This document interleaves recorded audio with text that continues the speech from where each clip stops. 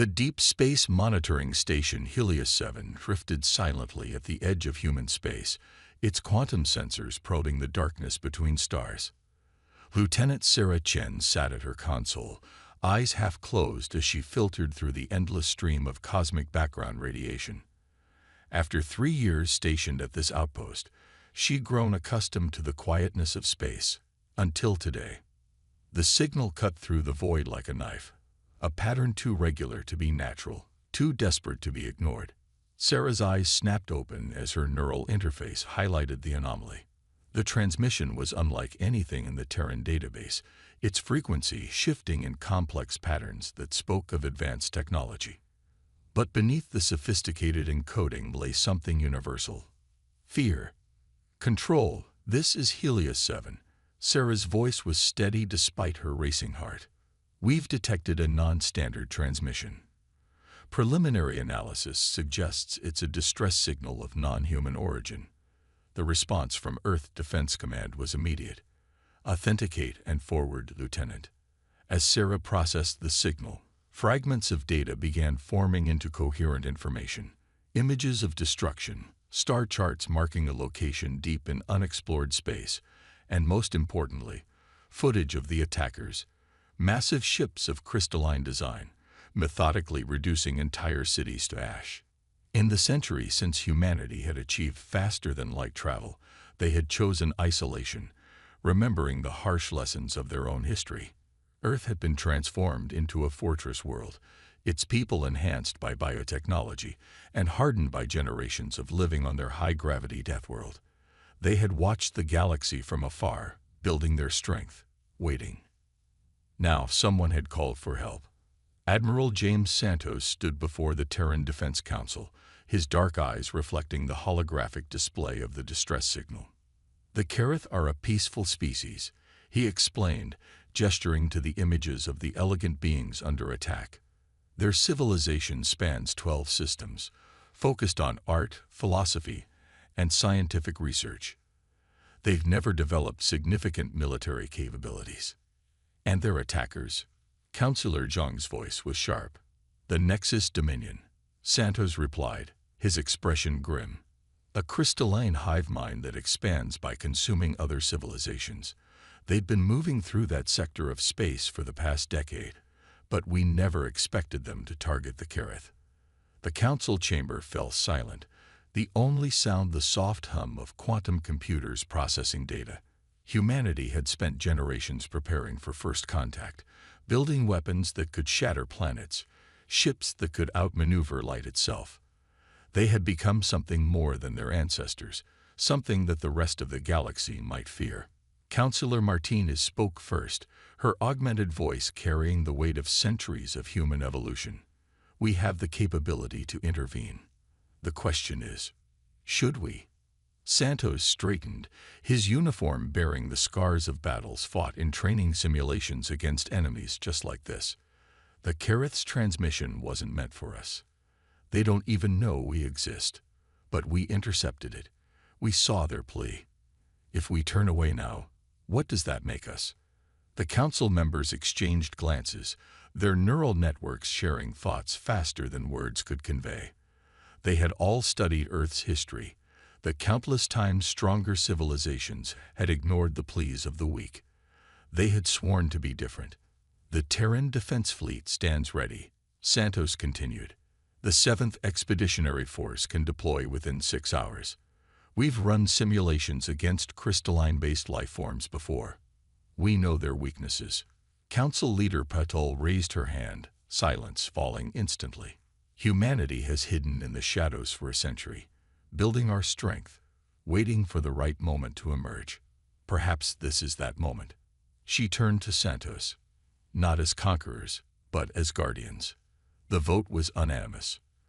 Within hours, the shipyards orbiting Mars hummed with activity. The 7th Expeditionary Force, 500 ships crewed by humanity's finest warriors, prepared for deployment. Their vessels were works of art, black as space itself, incorporating technology that had been theoretical when humanity first reached for the stars. On the flagship Thermopylae, Admiral Santos stood on the bridge, watching his fleet form up. Each ship was a testament to human ingenuity, powered by artificial singularities, armed with weapons that could tear apart the fabric of space-time. But more importantly, they carried the best of humanity. Men and women who had trained their entire lives for this moment. "All ships report ready, Admiral," his XO announced. "Jump coordinates locked on the Kareth home system." Santos nodded, feeling the weight of history on his shoulders. Humanity's isolation was about to end, not with careful diplomacy or peaceful first contact, but with fire and thunder. The galaxy was about to learn why Earth was classified as a death world, why its people were considered dangerous. "Send one last message to command," he ordered. "The 7th Fleet is deploying to assist the Kareth people against hostile forces. Humanity stands with those who cannot stand alone." The quantum engines spooled up, reality twisting around the fleet as they prepared to jump. Santos smiled grimly. The Nexus Dominion was about to learn that they weren't the only predators in the galaxy. "All ships, execute jump. Let's show them what humanity can do." 500 ships vanished into the void, carrying with them humanity's answer to a cry for help. The galaxy would never be the same. Reality twisted and shattered as the Terran fleet emerged from quantum space. The Kareth home system spread out before them, a binary star casting purple and blue light across 9 planets. But the natural beauty was marred by war. The crystalline ships of the Nexus Dominion swarming around the 3rd planet like angry wasps. Admiral Santos' enhanced vision zoomed in on the scene, his neural implants processing the tactical data. The Dominion fleet was massive. Over 2,000 vessels of varying sizes, their crystalline hulls refracting starlight in dazzling patterns. They were beautiful in their own alien way, and utterly deadly. Multiple energy signatures detected, Lieutenant Commander Razor reported, her fingers dancing across the holographic interface. The Dominion is bombarding population centers. Kareth defensive capabilities are minimal. They're being slaughtered. Santos nodded grimly. Battle formations. Execute Plan Thunderbolt. The human fleet moved with precision that would have seemed impossible to outside observers. 500 ships, each one a masterpiece of human engineering, split into 3-dimensional attack formations. They had trained for this, running countless simulations against crystalline-based technologies. "Sir," Reese's voice held a note of concern, "the Dominion ships aren't reacting to our presence. They're sensors. They can't see us." A thin smile crossed Santos's face. Human stealth technology, developed over decades of paranoid preparation, was proving its worth. The Dominion fleet continued their bombardment, unaware that death approached on silent wings. "All ships, weapons free.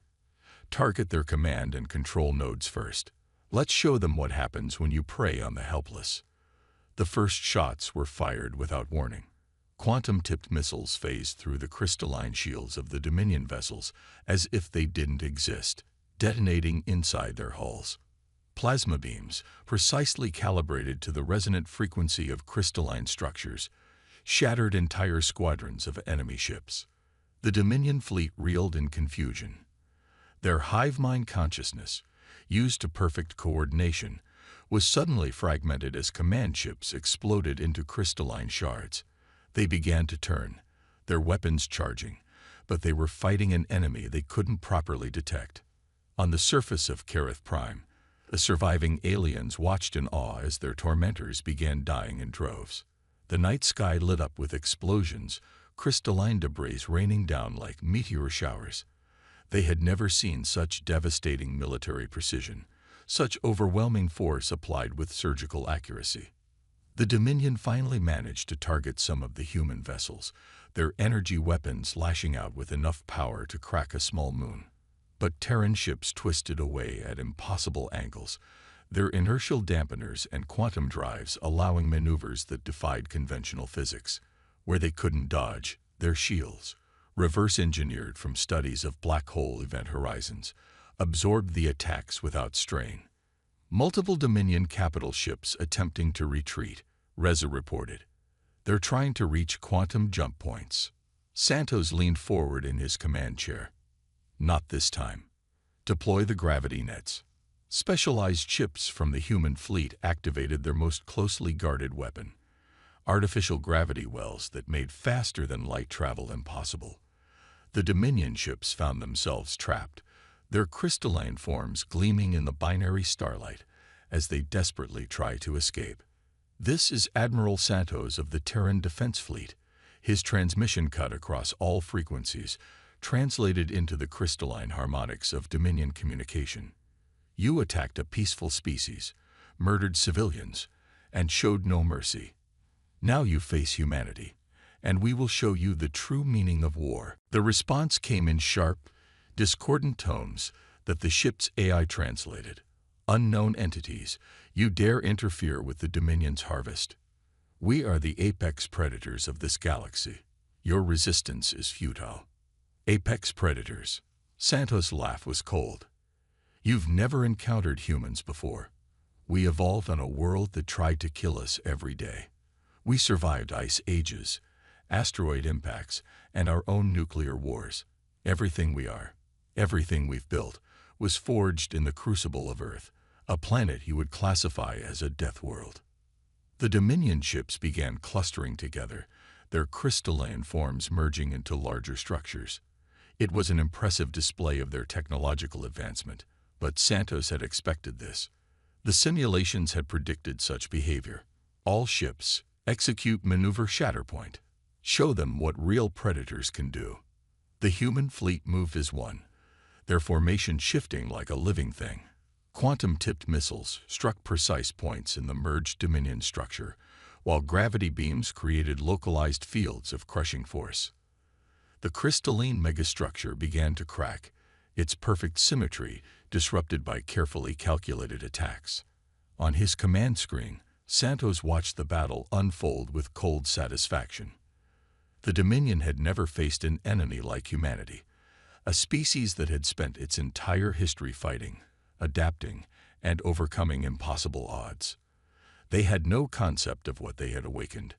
As the battle raged on, the Careth witnessed something unprecedented. The supposedly invincible Dominion fleet was being systematically torn apart by ships they could barely track, using weapons they couldn't comprehend. Their saviors fought with a precision and ferocity that seemed impossible, their technology so advanced it appeared like magic. The message to the galaxy was clear. Humanity had emerged from its isolation, not as conquerors or invaders, but as protectors. And they were more powerful than anyone could have imagined. The aftermath of battle painted an ethereal scene above Careth Prime. Crystalline debris sparkled in the binary starlight, creating an artificial asteroid field where the mighty Dominion fleet had once been. But the Terran ships gave no time for reflection. They had won the space battle, but the ground war remained. Multiple Dominion ground forces detected. Lieutenant Commander Reza reported, her neural interfaces processing sensor data. They're entrenching themselves in the major cities, using civilian populations as shields. Admiral Santos stood from his command chair, his enhanced muscles tensing beneath his uniform. They think we won't risk civilian casualties. They don't know humans very well, do they? He turned to his combat operations officer. Deploy the Ghostwalkers. Deep within the Thermopylae, elite human troops prepared for ground deployment. The Ghostwalker Corps represented the peak of human military evolution. Soldiers enhanced with cutting-edge biotechnology and armed with weapons that bent physics itself. Their powered armor was a second skin, black as space, and nearly as silent. Commander Elena Volkov checked her quantum rifle one last time before addressing her troops. Listen up, Ghostwalkers. The Dominion thinks they can hide behind civilians. We're going to show them why that was a mistake. Team Alpha will deploy stealth inhibitors to cut off their communion with the hive mind. Beta Team will evacuate civilians through quantum tunnels. Charlie Team, you're with me. We hunt. Drop pods launched from the human fleet, their stealth systems making them virtually invisible. As they pierced the atmosphere, the Dominion forces looked up, their crystalline sensors detecting nothing but background radiation. The first sign of human presence came when entire squads of crystal warriors suddenly lost contact with their hive mind, their perfect coordination dissolving into chaos. Alina's pod landed silently in what had once been a Kareth cultural center. Her armor's sensors painted a tactical picture. Crystalline warriors holding groups of Kareth hostage, their elegant forms twisted with fear. The Dominion soldiers stood like statues, their faceted forms reflecting the dim light. Target analysis complete, her AI reported. Structural weaknesses identified. Quantum ammunition calibrated. Alina moved like a shadow, her enhanced muscles and zero-friction joints allowing motion that would have seemed impossible.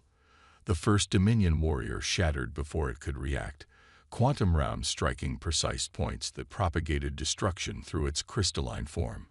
Across the city, similar scenes played out.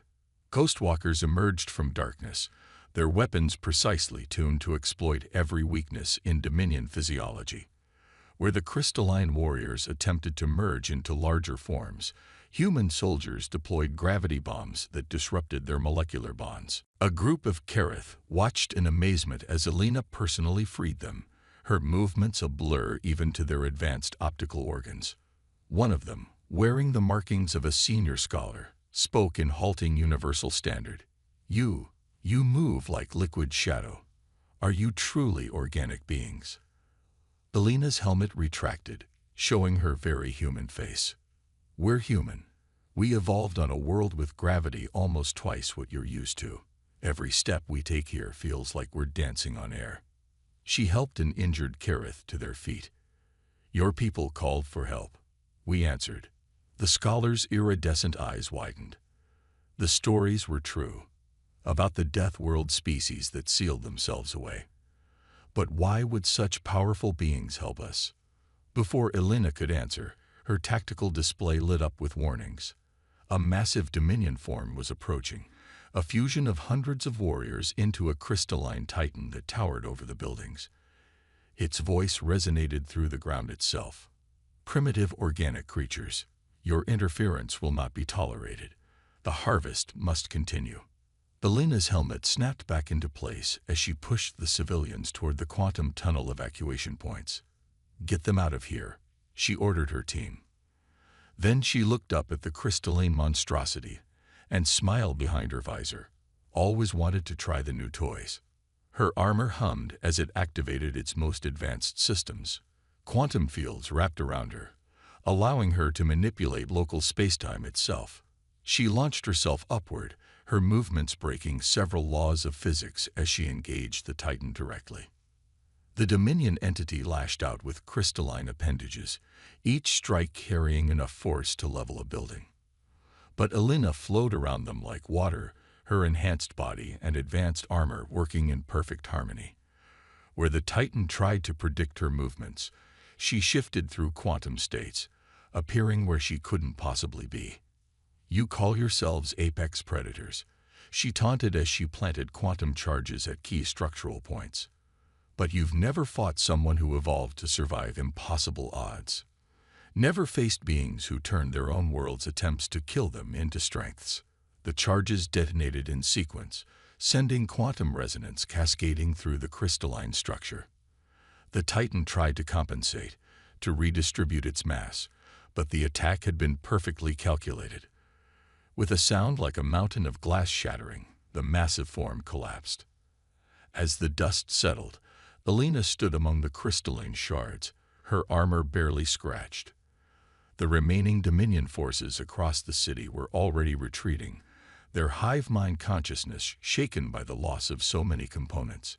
They had never encountered enemies who could move like shadows, strike like lightning, and shatter their strongest forms with such precision. The Kareth scholar approached her again, wonder and fear mingling in their expression. Your people, you're not just powerful. You understand warfare on a level we never imagined possible. Alina's helmet retracted again, her expression serious. We understand it because we've spent our entire history fighting. Against nature, against each other, against everything that tried to kill us. We learned to survive, then to thrive, then to protect. That's what humans do. Above them, the Terran fleet maintained its vigilant watch, their black ships a promise to the galaxy. Humanity had emerged from isolation not to conquer, but to defend.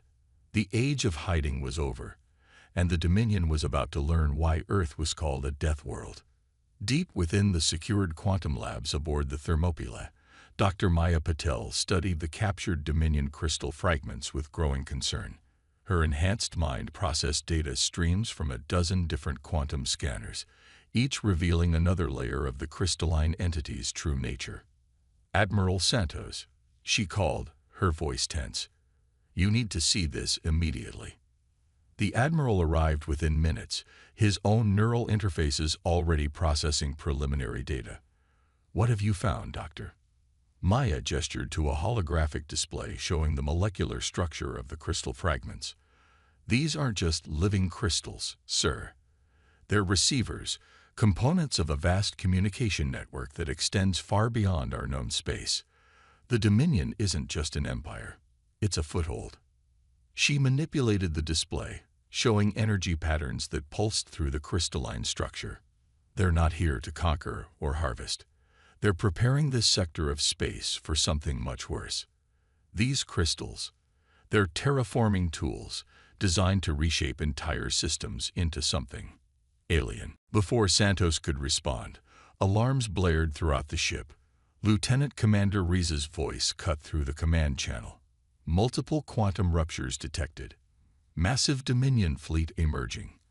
At least 5,000 ships." Santos was already moving, his enhanced muscles carrying him to the bridge in seconds. The tactical display showed a nightmare scenario. The space around Kareth Prime, torn open by quantum breaches as crystalline ships poured through. These weren't like the previous vessels. They were darker, more angular, designed purely for war. "All ships, battle stations," Santos ordered, his voice calm despite the odds. "Dr. Patel, I need options." Maya's voice came through the command channel, rapid and focused. "The crystals are all networked, sharing a quantum-entangled consciousness. If we can disrupt that network—" She paused, calculations racing through her enhanced mind. "We need to create a quantum resonance cascade, but it would take more power than our entire fleet possesses." Santos watched as the new Dominion fleet approached, their formation perfect and inevitable. "What about the binary stars?" There was a moment of silence as Maya processed the implication. Yes. If we can trigger a controlled nova in the smaller star, the quantum fluctuations would be enough to shatter their network. "But sir, that would mean sacrificing our position. The stealth systems wouldn't survive those energy levels." "They already know we're here," Santos replied grimly. "This isn't about hiding anymore." He opened a channel to all human ships. "Seventh Fleet, this is Admiral Santos. We now face the true might of the Dominion. They thought to reshape this galaxy into their image, to prepare it for something even worse. They forgot one thing. This galaxy already has protectors." The human fleet moved with deadly grace, their black ships forming new patterns that confused the Dominion's tactical algorithms. Santos continued, "Humanity hid from the galaxy because we remembered our own wars, our own mistakes. We built our strength in secret, not to conquer, but to defend. Today, we show everyone why Earth was called a death world." The battle erupted with impossible violence.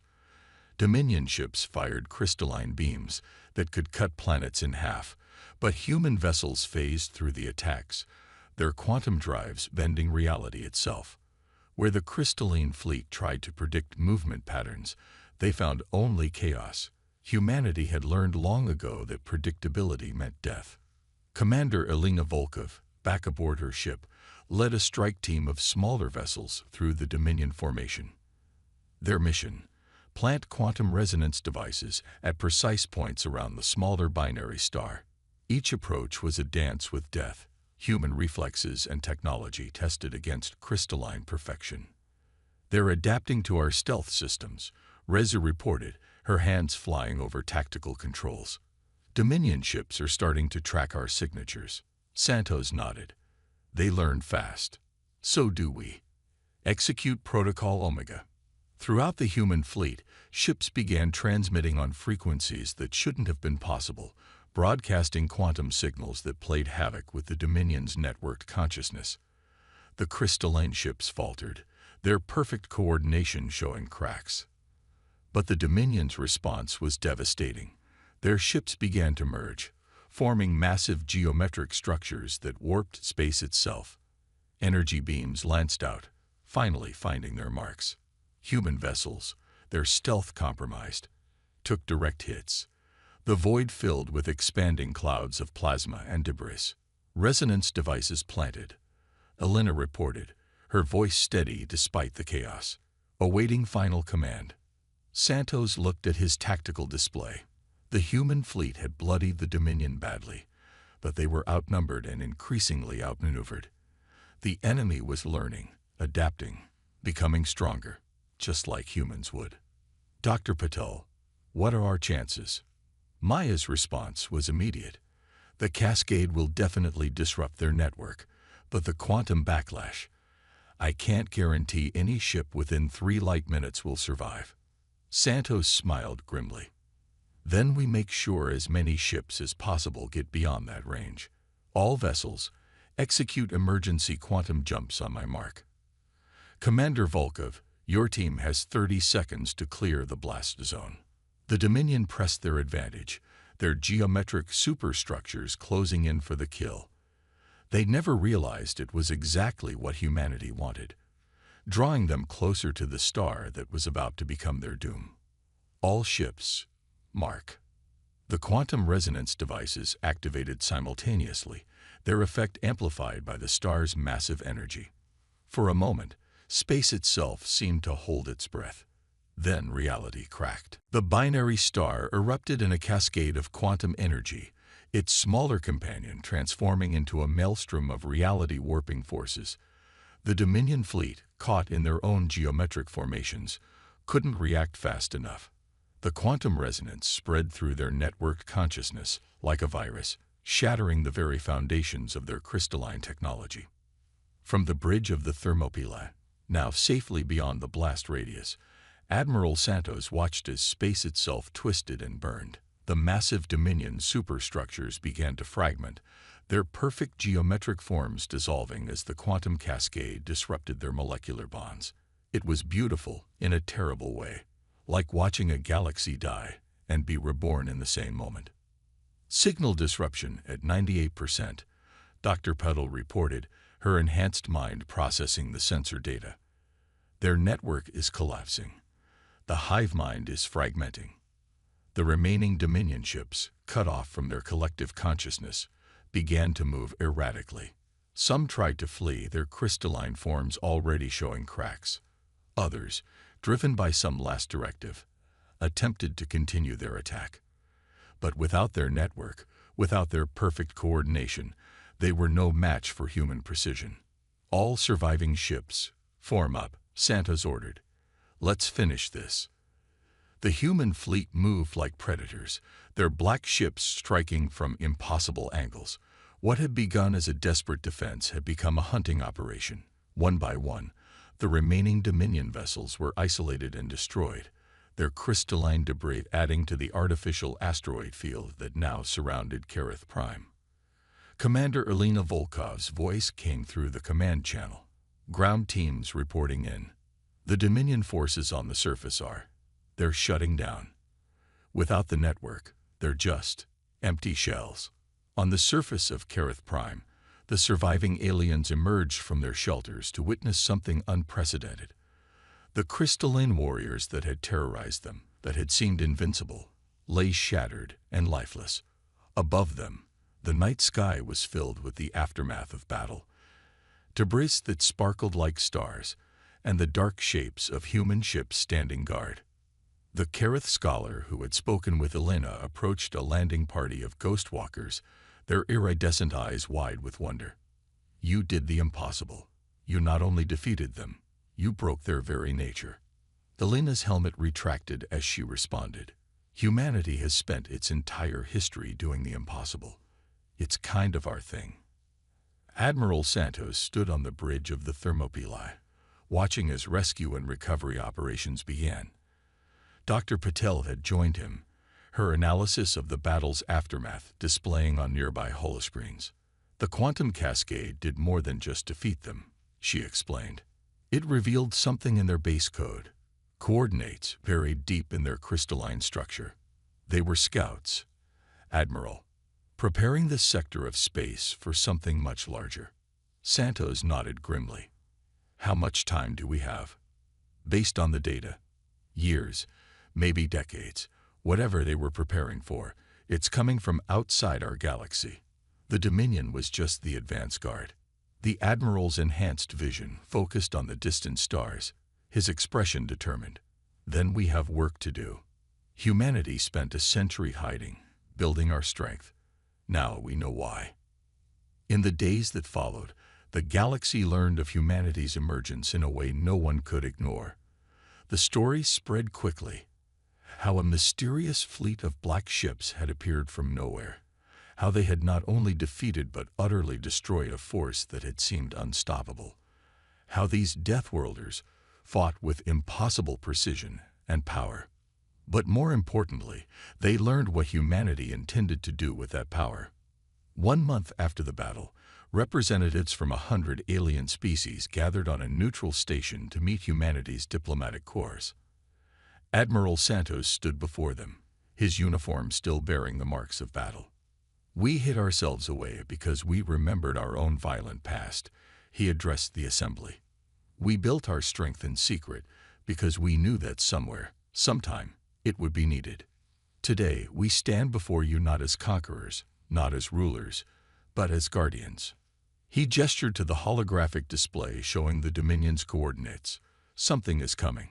Something that sees our galaxy as territory to be harvested and reshaped. The Dominion was just the beginning. But humanity has spent its entire history fighting impossible odds, surviving against forces that should have destroyed us. The alien representatives murmured among themselves, their various forms and features expressing a mix of fear and hope. The Kareth scholar, now serving as their species ambassador, spoke up. You offer to protect us. All of us.